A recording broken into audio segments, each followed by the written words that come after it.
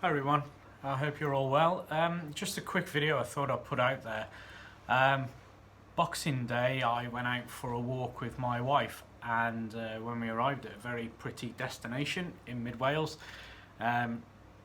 wife wanted the toilet, so we went to the toilet block, and then when we came out, or when I came out, I saw an ex-employee of mine who I shan't name. But this gentleman used to work for me for approximately 2 years.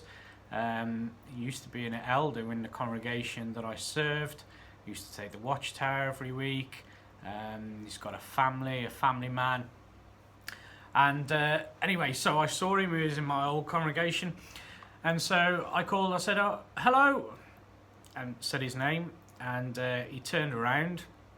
He was about maybe 20 yards away from me. He looked at me, all angry in his face, and I excuse the language that I'm about to use. I don't use this language, but he said to me, "What are you trying to get me to talk to you for, you dickhead?" I said, "Well, that's not very Christian, is it?" "Yeah, well, you wouldn't know the first thing about being Christian. You're just an arsehole." I said, "What?" I said, "What's the matter with you?" I said, "I only said to say hello." Anyway, his wife came rushing over. She told him, "Stop talking, you're out of order. Don't talk to him like that." His daughter, who's in her early to mid-20s, she came racing over. She said, "It's only Steve, Dad. What on earth are you talking to him like that for?" And so then he shouted up. He said, "Why don't you clear off away from me?" He said, "Otherwise I'll come up there and smack you in the mouth." I said, "Whatever." I said, "If it makes you feel better for doing that." I said, "But that's fine with me." And I just couldn't believe it, you know. "Yeah, I'm disfellowshipped." "Yeah, I said hello to him." "Yeah, I suppose I shouldn't have done, according to their rules." He didn't want to talk to me. All he's got to do is turn around and say nothing at all, or you know that I'm not going to talk to you. But to swear at me, to call me those names, and to threaten to come up and smack me in the mouth is diabolical behaviour from a so-called Christian. So that was the end of that situation. Later in the evening, he did actually call me on the phone, so I answered the phone, and he said, "Look, it doesn't sit right with me what I did earlier. I was having a bad day." I mean, goodness knows what sort of day he's having if he's going to talk to people like that. But he said, "I'm having a bad day." He said, "I just wanted to apologise." So I said, "Fair enough, you know, thank you very much for your apology." I said, "But you were well out of order. If you don't want to talk to me, that's fine. You don't need to speak to me. But out of politeness, I will always say hello to you. I will always talk to you in the street." This gentleman has suffered personal problems off and on. And not long before I was disfellowshipped, I've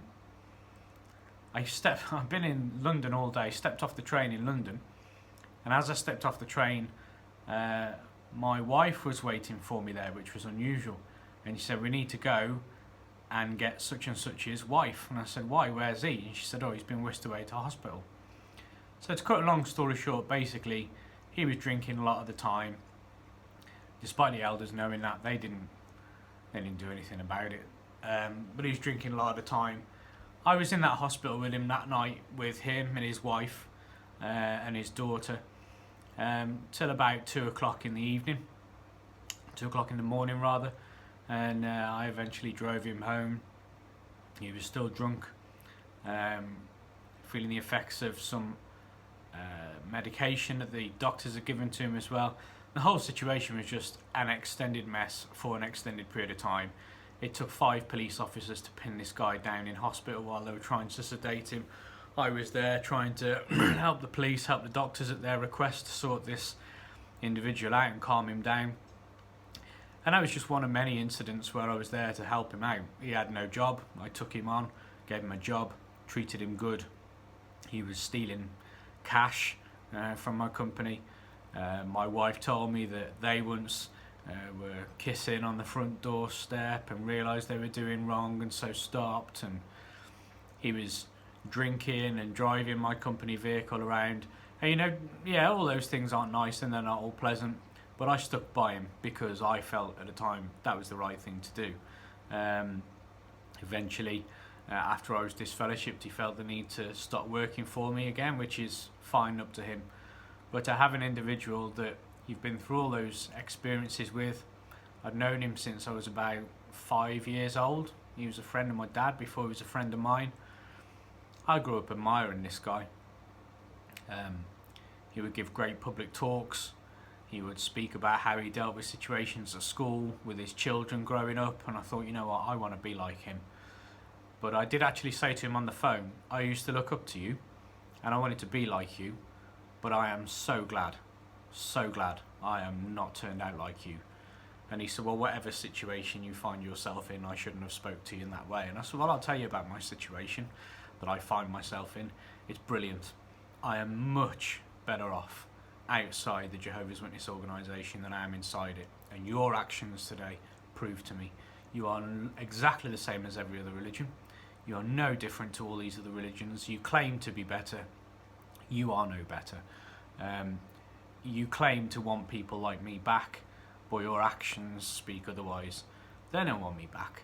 They don't want other disfellowshipped people back, despite what they say, because we're a pain. And I think especially now the internet is out there, everybody's reading all this stuff about Jehovah's Witnesses, and people who go back will likely have a different view of the organisation and the day that I left. That's certainly my experience. But I just thought I'd share that short account. Ex-elder, Watchtower study conductor, calling me those horrible names, which doesn't bother me in itself, but don't think that you're better than me.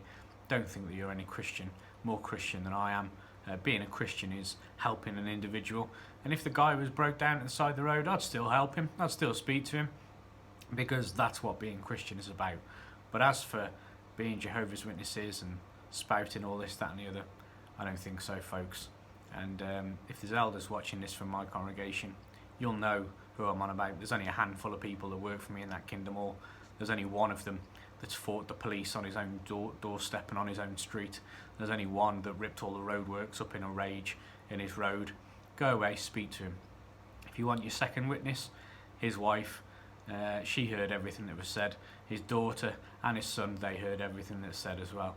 It's not me fomenting trouble. You just need to know what your own are like. Thank you.